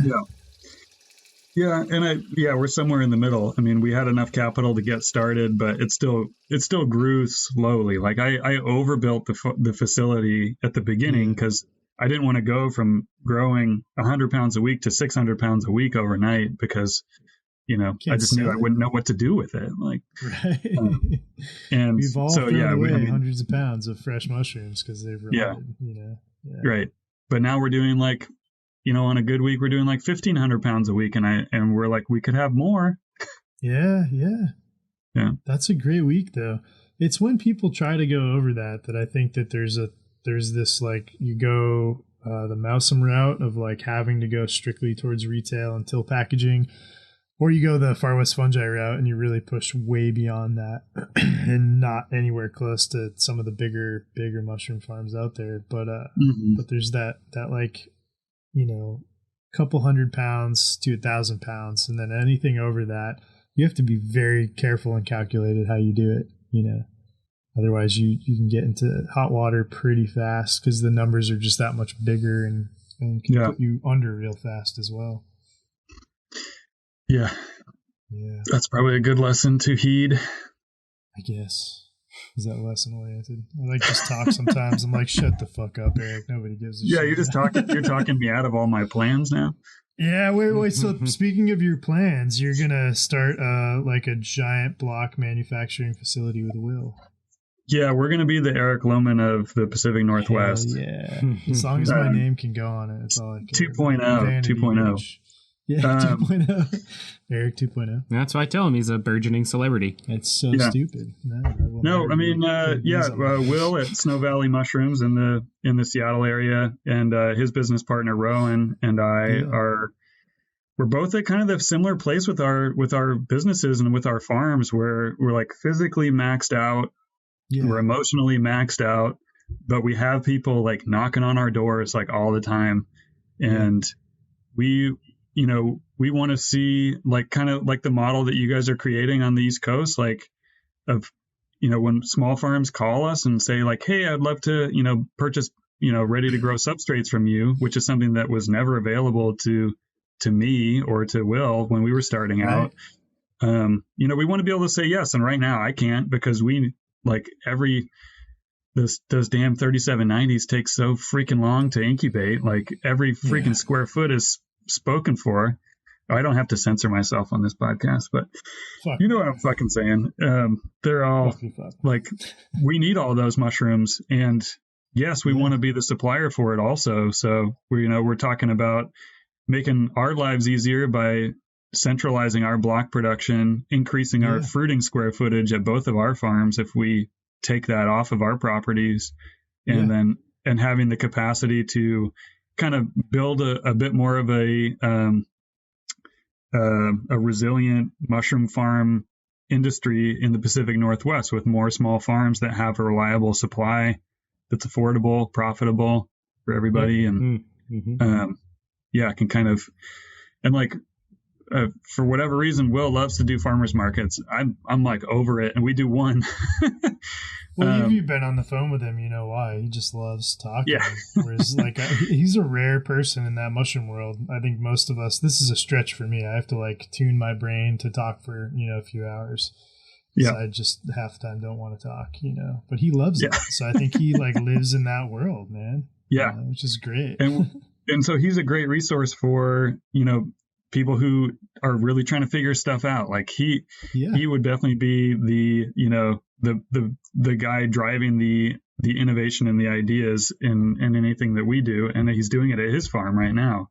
And he's helping me do it at our farm too, which has been great. So we're kind of like, at this point, we're kind of trying to sync our farms up so that we're both using similar technology and, similar systems, so that we, like, if we do step into this joint venture, that we're like doing something really consistent right off the bat. Did you ever see that coming? No.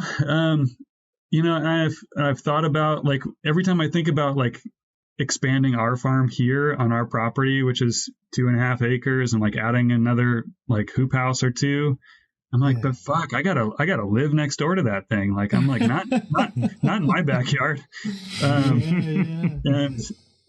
And just like, already we have, I live here with my family. We've got employees on site every day of the week, 365 days a year.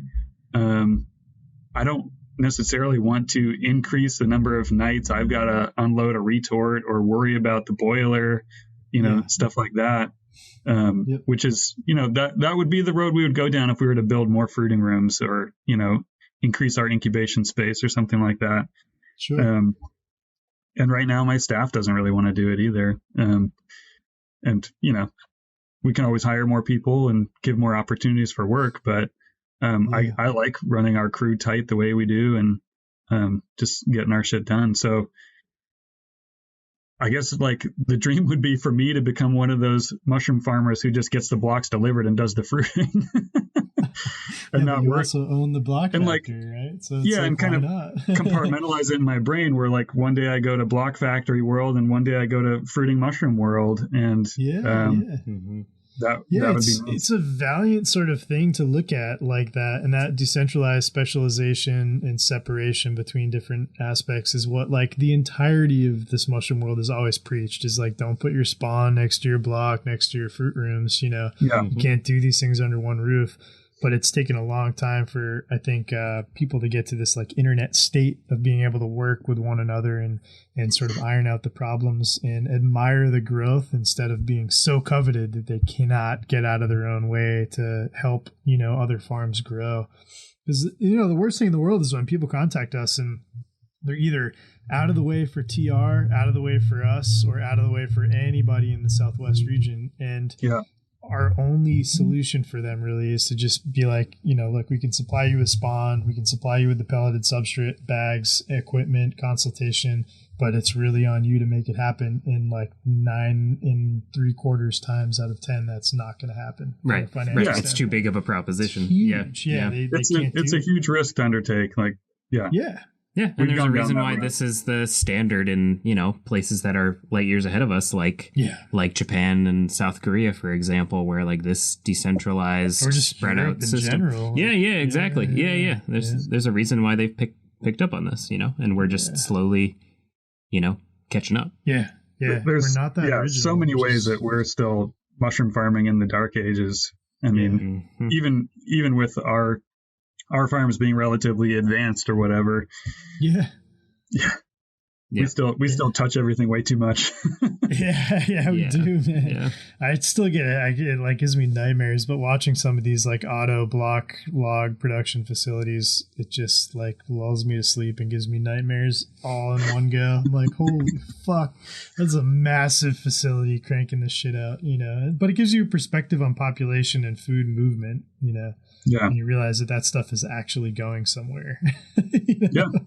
We're tiny, but we're trying to innovate on that tiny scale, which is inspiring to a lot of small growers, it seems like. And this pandemic just fucking flew that through the roof. I didn't expect so many people in this to start getting into it so fast.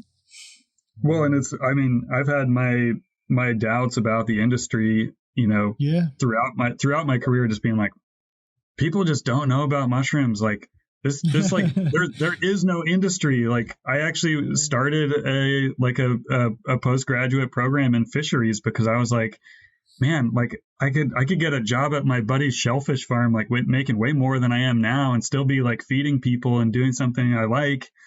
and like actually be part of an industry that exists. Like I mean, I feel like the next step from here is like, we need to have like a conference, or something like that. Like, I mean, we're putting together a network of growers and stuff. And I mean, the next phase of this is just like continuing to build something that supports this industry to make it into something that people want to get into because there's support, Yeah, and I know a lot of people said that the pandemic sort of stopped them in their tracks from doing a lot of stuff, but it really did for us in regards to like you going to Belgium made this like monumental shift in my head to say like travel, visit, and sort of record and repeat is important. And I really wanted to get to Mushroom Days like over there this year or last year.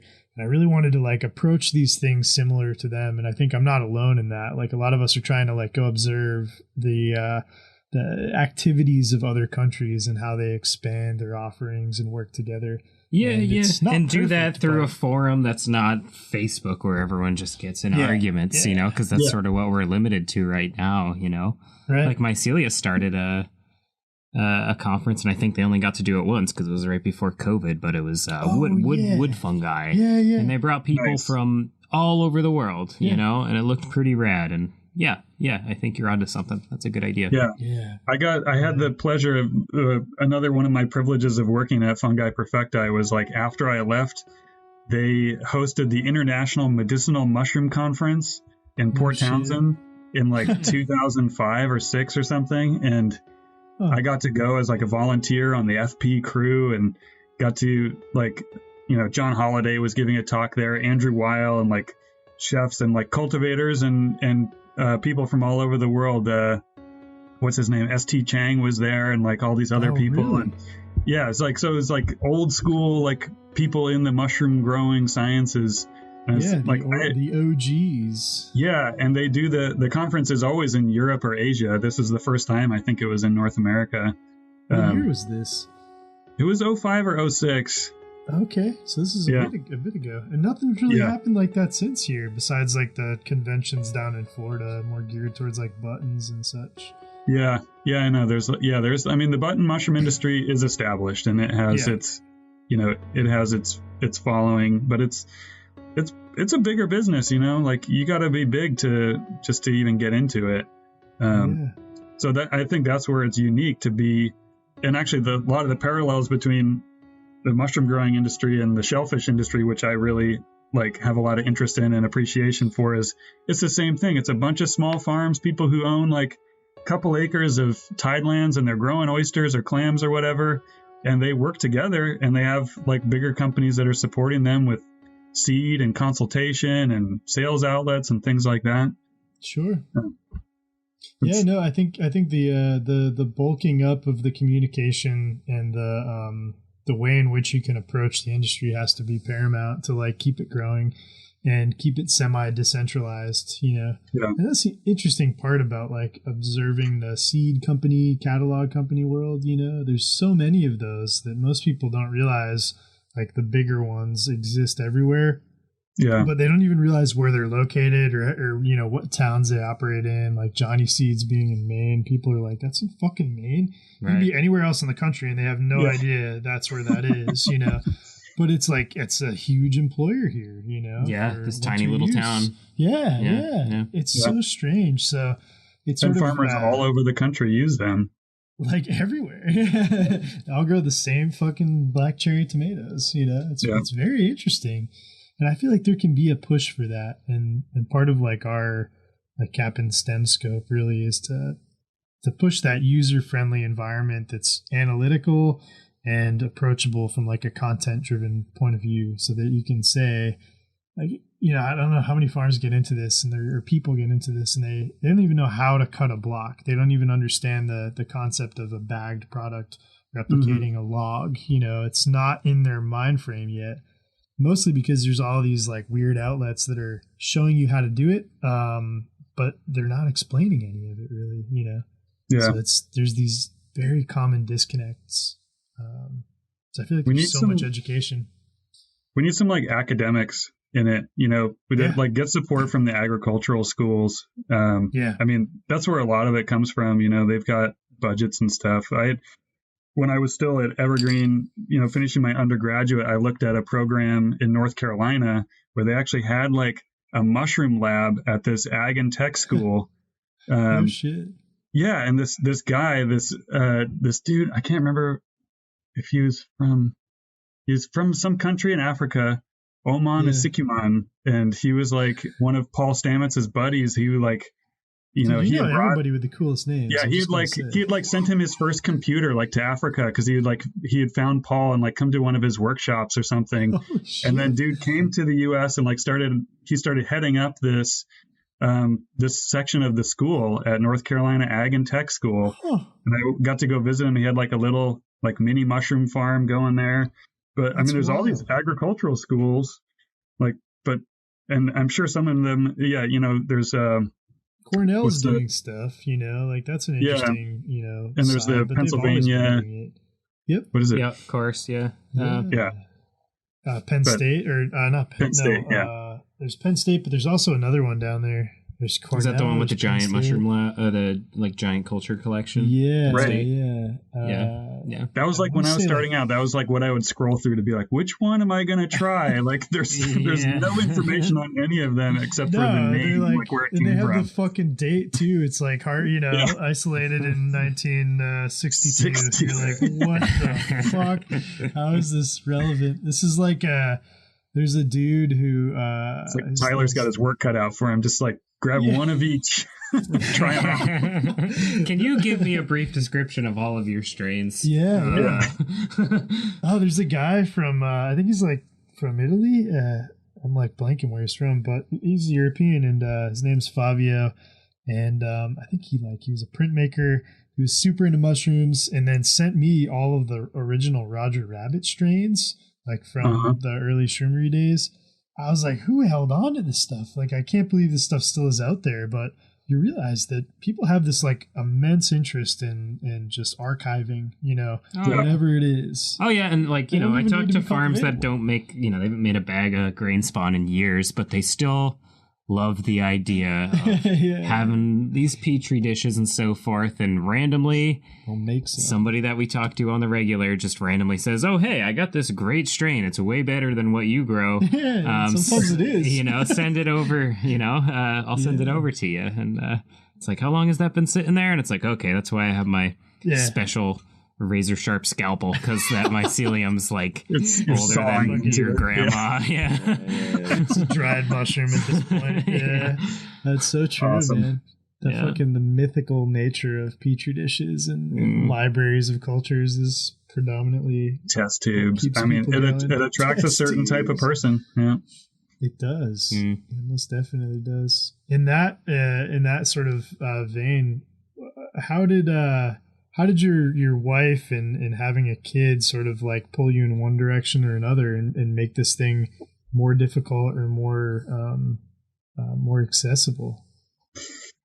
I mean, sure. It changed my life a lot, obviously, having a kid. And it forced me to, really kind of delegate more and just be better at delegating. And, that's, a big part of me, like, kind of taking a step back from day-to-day micromanaging, being on production at, every week and everything, was like, all right, guys, I'm having a kid, and like, here's the plan.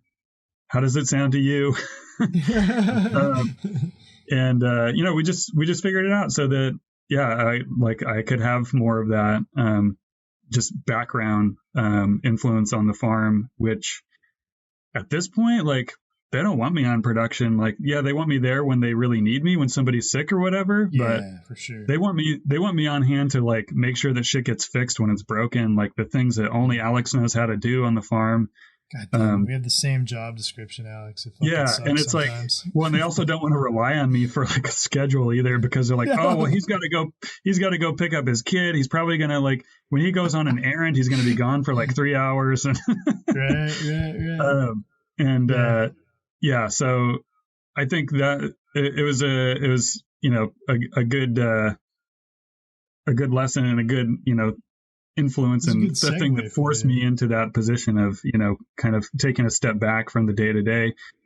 Yeah. I mean, and looking at the bigger picture where we want to go, I also like really don't want to like miss out on being a dad. Like, I don't want the business to consume me the way it did when I was, 25 to 35. I don't want to work like that forever. And so trying to figure out a way of, are we gonna keep doing this in a bigger way? Is it going to stay the same? Is it going to be something like that my son's going to be interested in like being a part of when he grows up?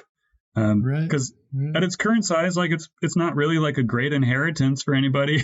it's just a bunch here's of work. A fuck ton of work. I'm too old to do it. Yeah. Right. And Will at Snow Valley, he's got kids too, and we're talking about kind of like legacy stuff too. It's like not only for our kids, because we've got employees that have been here longer than our kids have been here. Like potential for them to make a career out of it too, rather than just being like hourly, wage earners forever, having a bigger role in the business. Like I always go back and forth about, the concept of like the employee owned kind of cooperative model, and how could that work at a mushroom farm? It has to be making a certain amount of money, like to make that possible. And so, we're not there right now, but it would be nice to spread the responsibility, spread the decision making out some more. And hopefully have it be profitable enough where like that's something people would actually be interested in, because at the end of the day it's a killer idea, but like that's what I've found too. It has to be making a certain amount of money. The cost for employment, your payroll has to be timed and like figured out pretty like down to the penny in order to make sure that everybody is satisfied with their contributions. But often that analyzation can like overshadow the fact that it's specifically in that example that the people who have the vested interest put so much more into it to a degree, and you don't know to what degree until it's there and it's happening, because man, it's the model, it's the very, very like interesting thing to do. Like there's like that town in Maine that like took over the strip mall. You hear about this? This is like 4 or 5 years ago, and there was a strip mall that was going out like somewhere in the county, and it was like a hardware store, grocery store, barbershop, and nail salon, fucking something else, right? And the whole town basically formed this committee that purchased the entire building and all the businesses, and then just run them now like as an employee owned thing, and that's the whole fucking town. Well, because if those went out, they would have had to go to the next town to get their stuff. Right? Yeah. So now they have this like this semblance of an organization or a culture around this like town that they're in, and they're responsible for it. It's going backwards in a literal cultural way, but it's also like preserving some semblance of what we as humans kind of desire, to be part of something. So it's a cool thing to work towards, but man, is it hard to even like conceptualize those numbers.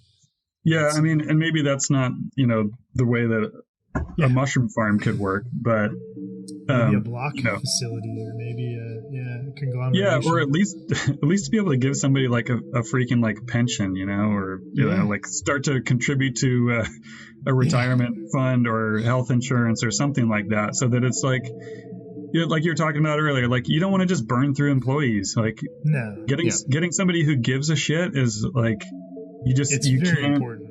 You can't buy that. And but people who give a shit can't stick around if their lives are too hard, So that's true, man. It's I remember Eric saying that on this podcast and a bunch of other people. It's like, I could totally keep people if I paid them as much as you did. It's like, we don't even pay people that much. We just try as hard as we can to make sure everybody gets paid what they need. And we really try to keep people happy. And man, that's hard as fuck. And you have to put that first in this sort of world where you're going to generate a business with those ideals and trying to retain people, and keep them interested and invested. Yeah, and it all starts with that ethic, though. Like, you guys are business owners who have made that decision that that's what you want to cultivate. Yeah. There's plenty of other people that just want to turn and burn. Yeah, you know, having the whoopie pie thing is the greatest parallel because it's Right. just totally. the fucking amount of like work release people that get arrested for fucking up something on their way out the door of work. And hey, is look like, at the owners whoa. of businesses like that. They don't care. Like, you guys are already burnt out enough, but they are burnt out like 10x what you are, you know? 'Cause they don't have anyone they can rely on, you know? And they're people, Or they're don't not involved at all, and they don't give a shit, and Right. their business is always going to be, half-ass and shitty. Right. Yeah. Yeah, it's totally true, man. It's very true. Well, you should go get some dinner, and we should go drink more beer. But Yeah, same. Dude, I appreciate you doing this, and It's good to talk to you, Alex. Yeah, man. I'm so glad it got to be a party like this when Eric said that Tyler was going to be here too. I was like, fuck yeah. Yeah. His thing at the beginning of the week was, let me check with Adriana, and I was like, yeah, she's not going to say no.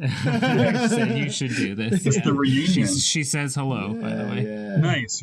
Yeah, and obviously you saw Isabel and Forrest say hello, but hello from the whole farm crew too. Yeah, absolutely, man. Yeah, miss you guys. Yeah. It was great talking with you. Yeah, same to you, man. Come on out and come visit us sometime. We'll be out there post-pandemic land, and it'll be cool to catch up. Come out. I'll show you some mountains. We can go out on the boat. We'll hang out. I'll show you the propane spot. We'll drive slow. We'll be late. Oh, no, yeah. We'll wait for everybody at the 4-way stop. Eat a bunch of fucking salmon. Yeah. I kind of admire the life out there, and I've been there and I've dug it, and then all of a sudden I'm like, I gotta go like fast as fucking possible on a motorcycle. I gotta be mean to somebody. I gotta try and hurt somebody today. Yeah. Guys are so nice. Yeah, it's true. There's a place for you here. Oh, thanks. Aw. See, he's from there. You see? Yeah, I can't take it.